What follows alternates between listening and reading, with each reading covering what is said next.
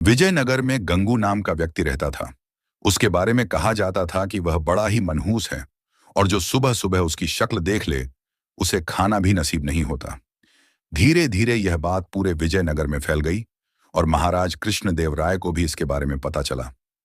उन्होंने सोचा कि उनके राज्य में इस तरह के मनहूस व्यक्ति का रहना उचित नहीं है, किंतु राजा बहुत न्यायप्रिय थे। उन्होंने सोचा कि पहले वो यह देखना कहते हैं कि इस बात में कितनी सच्चाई है।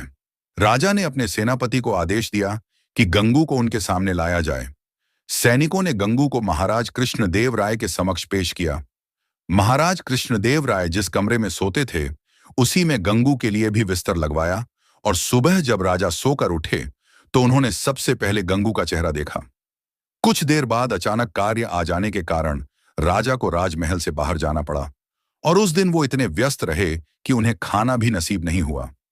राजा कृष्णदेव राय को यकीन हो गया कि यह सब गंगू का चेहरा देखने के कारण हुआ है। राजा ने सोचा, जब इस व्यक्ति के कारण मुझे भोजन नसीब नहीं हुआ तो शहर के दूसरे लोगों के साथ क्या होता होगा। गुस्से में राजा कृष्णदेव राय ने गंगू को फांसी पर टांगने का आदेश दिया। यह बात पूरे राज्य में फैल गई कि कल गंगू को फांसी दी जाएगी। जब यह बात तेनालीराम को पता चली तो वे सारा माजरा समझ गए और तत्काल गंगू के पास पहुंचे। तेनालीराम को देखकर गंगू रोने लगा और तेनालीराम को पूरी बात बतलाई। तेनालीराम ने गंगू को सांत्वना देते हुए उसके कहा कि जैसा वो कहें गंगू को वैसा ही करना होगा। गंगू भी तेनालीराम की बात समझ गया। दूसरे दिन जब गंगू को फांसी दी जानी थी तभी गंगू से उसकी अंतिम इच्छा पूछी गई।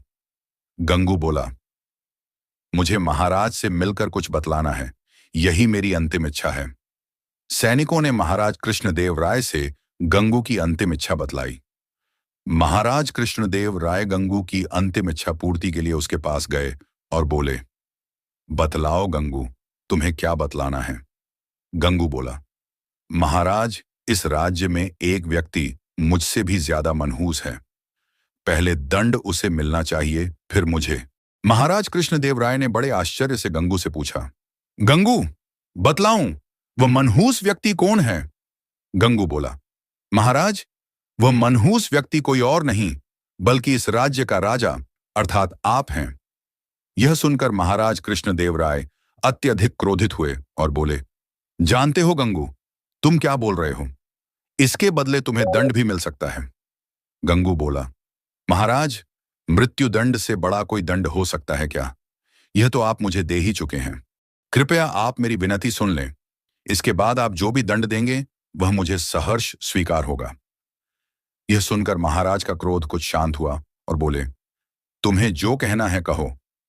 गंगू बोला, महाराज, कल सुबह जब आपने मेरा चेहरा देखा तब आपको दिन भर भोजन नहीं मिला, तब आपने मुझे मनहूस समझकर मृत्युदंड दे दिया। ठीक उसी समय कल सुबह मैंने भी आपका चेहरा देखा था और मुझे फांसी की सजा मिल गई। मतलब आप मुझसे भी ज्यादा मनहूस हुए। महाराज कृष्णदेव राय को पूरी बात समझ आ गई और उन्हें अपने निर्णय पर पछतावा हो रहा था। उन्होंने तत्काल गंगू की फांसी की सजा माफ कर दी। गंगू को अपने पास बुलाकर पूछा, गंगू, यह विचार तुम्हारे मन में कैसे आया। गंगू बोला, महाराज, मुझे तेनालीराम ने यह सब करने की सलाह दी थी। महाराज कृष्णदेव राय ने गंगू को बहुत सा धन देकर विदा किया और तेनालीराम को बुलाकर उसका धन्यवाद दिया कि उनके कारण एक निर्दोष की जान बच गई और महाराज के हाथ से एक बहुत बड़े पाप